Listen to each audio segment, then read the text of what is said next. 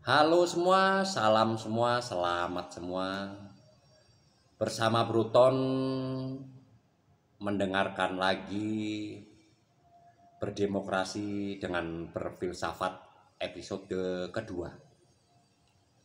Dimana kemarin saya video sebelum ini, video episode pertama.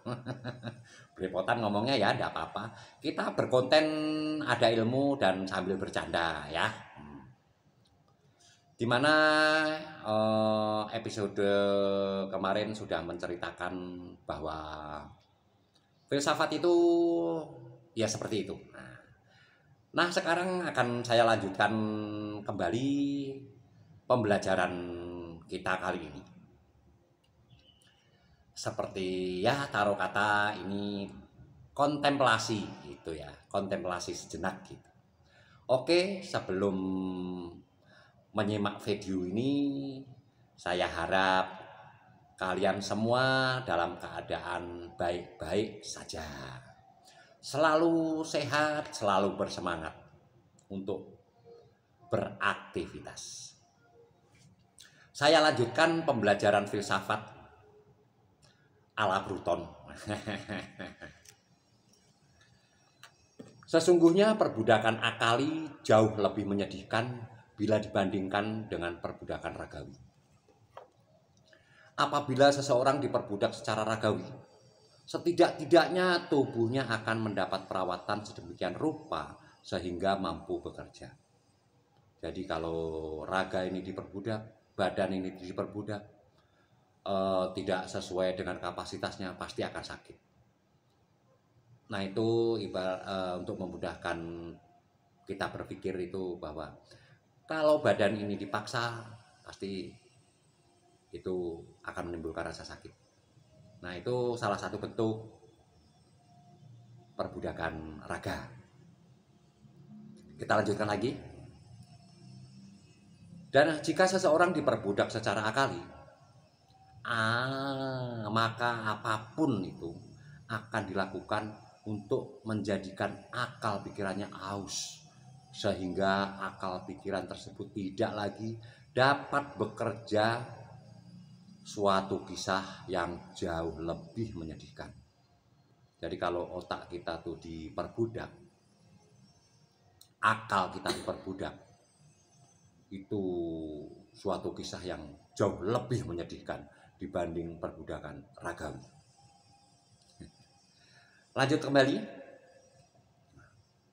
Kebebasan akali selalu merupakan bahaya bagi mereka yang takut akan kebenaran dan secara membabi buta mencari pegangan pada masa lampau. Ketakutan ini merupakan salah satu di antara hal-hal yang paling terkutuk yang terdapat pada segala paham yang menekan jiwa. Khususnya kita kasih contoh ya, pada komunisme. Sebagaimana yang kita ketahui di masa lalu di Uni Soviet. Komunisme Soviet setidak-tidaknya dalam teori memberikan kebebasan ragawi kepada manusia. Itu cerita di Uni Soviet waktu itu ya. Lanjut kembali. Perbudakan akali merupakan hasil terakhir dari perbudakan ekonomi. Paham tersebut sebagaimana tampak dewasa ini. Jadi ternyata perbudakan akal itu merupakan hasil akhir ya dari perbudakan ekonomi. Dan itu sudah ada tanda-tandanya paham tersebut tampak dewasa ini ya. Akhir-akhir ini atau beberapa dekade yang lalu. Belum lama lah intinya. Sebelum saya lanjut, saya mau sigaret dulu.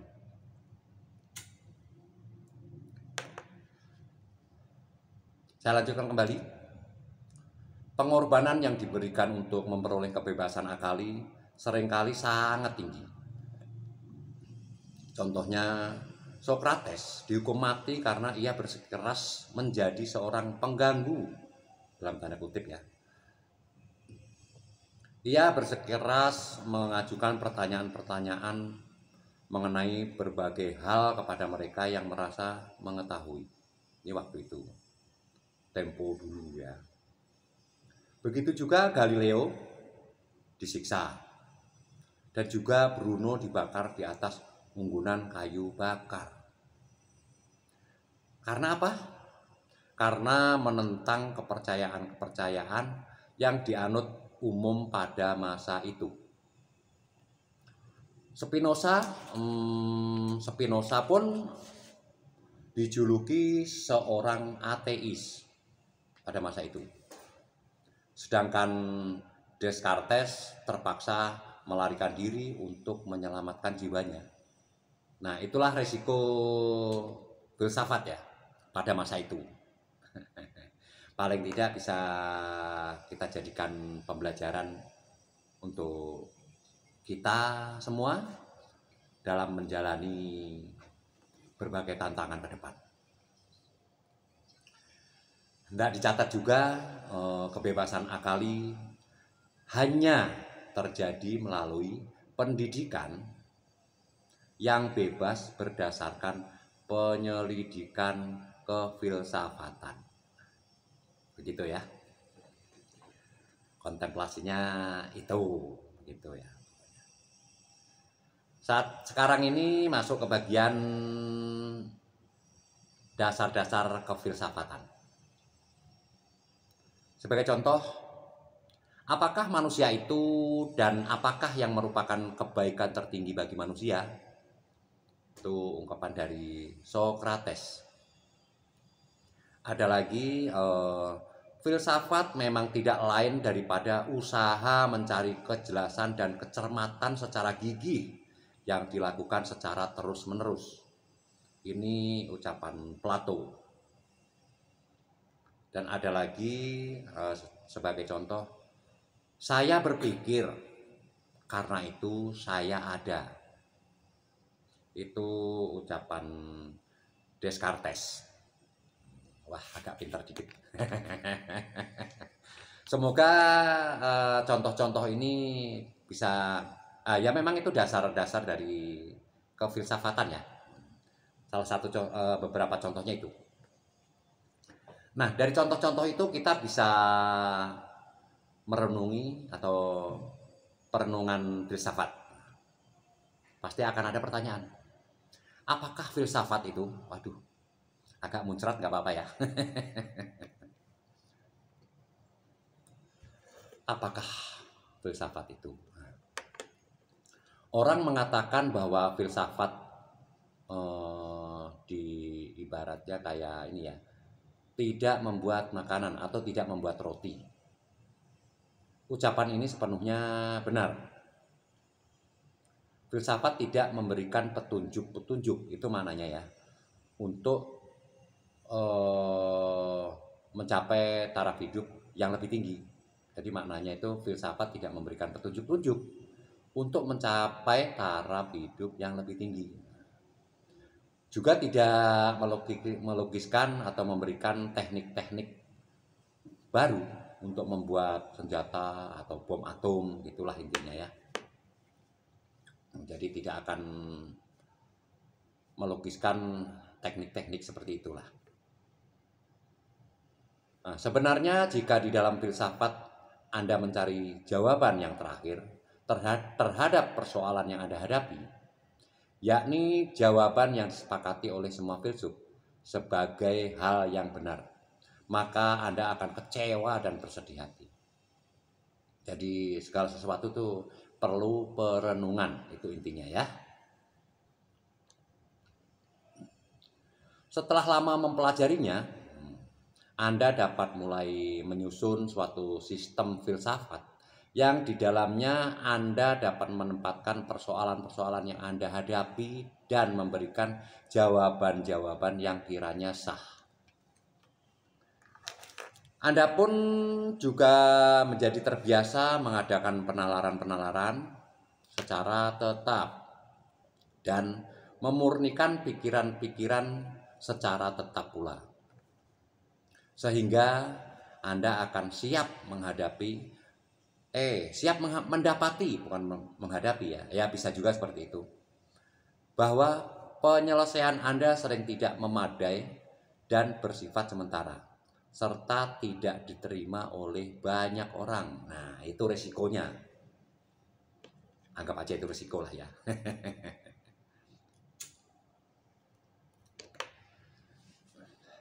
Filsafat membawa kita kepada pemahaman dan tindakan. Meskipun filsafat itu tidak membuat roti atau makanan, namun filsafat dapat menyiapkan alatnya, tungkunya, anggap aja tungku ya. Menyisihkan noda-noda dari bahan makanan itu atau tepungnya, menambah jumlah bumbunya secara pas, secara layak, dan mengangkat roti itu dari tungkunya, dari pemanasnya pada waktu yang tepat ya, tepat ya. Istilahnya kalau kita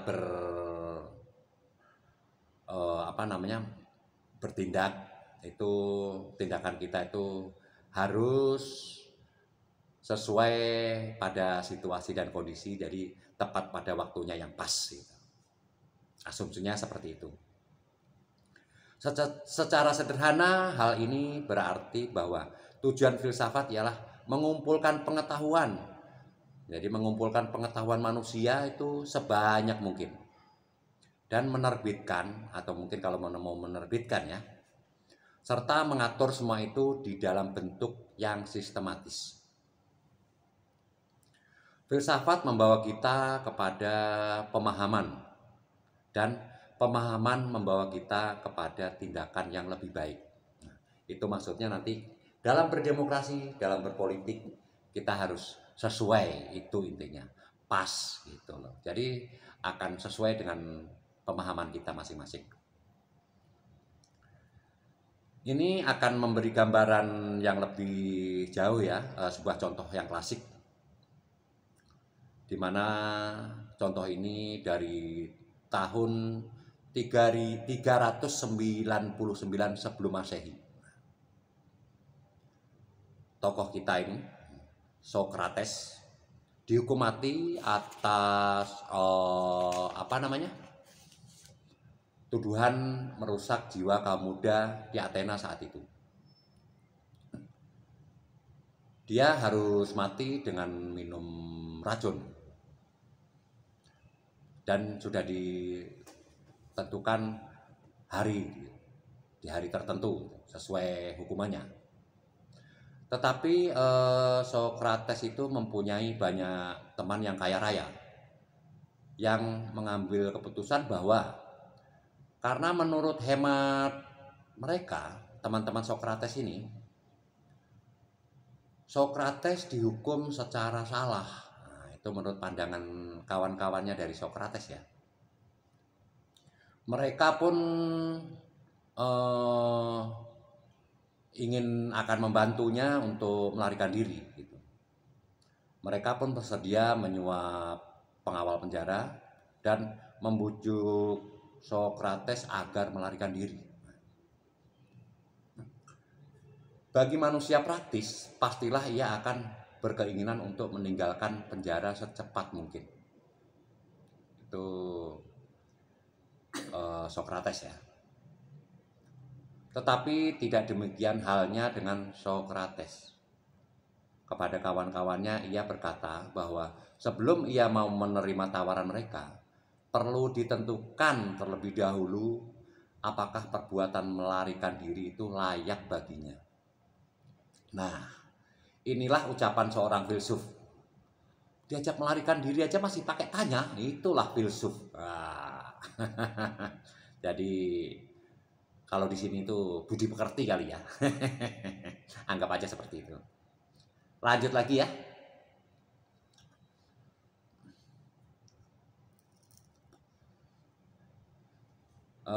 Sokrates duduk-duduk dengan teman-temannya untuk membicarakan masalah itu. Secara hati-hati diajukan alasan-alasan bagi pelarian dirinya. Dengan sikap hati-hati yang sama, Sokrates meneliti alasan-alasan tersebut dan mengajukan alasan-alasan lain yang tidak menyetujui ia melarikan diri. Jadi semua itu ditimbang-timbang, didiskusikan. Akhirnya teman-temannya itu bersepakat bahwa tidaklah tepat bagi Sokrates untuk melarikan diri. Pada saat itu pula lah pembicaraan kefilsafatan berakhir. Sokrates bertindak, tindakannya didasarkan atas pemikirannya, tetapi tindakan itu tidak merupakan bagian dari pemikiran tersebut. Sokrates tetap tinggal di penjara dan ia pun minum racun. Ini cerita dulu ya, cerita zaman dulu ya. Keinginan kefilsafatan ialah memikirkan atau pemikiran secara ketat. Jadi keinginan kefilsafatan ialah pemikiran secara ketat. Nah, contoh di atas menunjukkan bahwa filsafat berbeda sama sekali dengan membuat roti. Itu ya. Tidak semudah yang dibayangkan lah bahasanya. Filsafat merupakan suatu analisa secara hati-hati terhadap penalaran-penalaran mengenai suatu masalah dan penyusunan secara sengaja serta sistematis atas suatu sudut pandangan yang menjadi dasar suatu tindakan. Dan hendaknya diingat bahwa kegiatan yang kita namakan kegiatan kefilsafatan itu sesungguhnya merupakan perenungan atau pemikiran. Jadi yang bekerja di sini banyak mikir, gampangnya begitu ya. Saya lanjutkan kembali. Pemikiran jenis ini berupa meragukan segala sesuatu, mengajukan pertanyaan, menghubungkan gagasan yang satu dengan yang lainnya, menanyakan mengapa segala sesuatu itu ditanyakan, mengapa, mencari jawaban yang lebih baik dibandingkan dengan jawaban yang tersedia pada pandangannya yang pertama. Filsafat sebagai perenungan mengusahakan kejelasan, juga keruntutan, dan keadaan memadainya pengetahuan agar kita dapat memperoleh pemahaman apakah makna istilah-istilah kejelasan, keruntutan, keadaan memadai, dan pemahaman tersebut. Seperti itu ya. Dari segala sesuatu itu diteliti, disistematis, dianalisa. Lanjut lagi. Sejumlah makna khusus yang dikandung istilah filsafat. Sebelum mencoba menjelaskan makna-makna yang dikandung istilah-istilah tadi, mari kita tinjau beberapa pengertian lain yang dikandung filsafat. Pada suatu hari ketika mengunjungi seorang dokter, ini ceritanya. Saya harus menunggu karena dokter tersebut sedang merawat pasien lain yang kehilangan penglihatan. Beberapa saat kemudian saya berkata kepada dokter tadi, saya kira saya tidak akan dapat menjadi seorang dokter yang baik karena orang sakit membawa saya merasa sangat sedih dan gundah. Dokter itu tersenyum dan menjawab, "Sudahlah, Anda ini seorang filsuf. Seharusnya Anda memandang segala sesuatu secara kefilsafatan." Nah, kefilsafatan. Filsafat maksudnya. Ucapan ini mempunyai makna yang sama dengan apa yang dikandung oleh ucapan seseorang yang berkata, "Pandanglah nasib malang itu secara kefilsafatan." Itu ya. Orang yang berbicara demikian itu memiliki maksud bahwa seharusnya Anda tidak memprihatinkan sesuatu, melainkan terimalah sesuatu secara biasa. Dengan makna yang sama, orang sering mengatakan, 1000 tahun yang akan datang, siapakah yang akan memperhatikan? Apakah Anda membaca atau tidak membaca halaman-halaman buku ini? Nah, dari sini ada 3 hal yang bisa ditunjukkannya. 1. Sikap acuh tak acuh. 2. Menekan perasaan. 3. Ketiadaan sifat penting.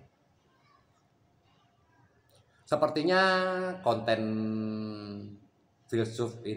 kefilsafatan ini akan saya akhiri sampai di sini dulu.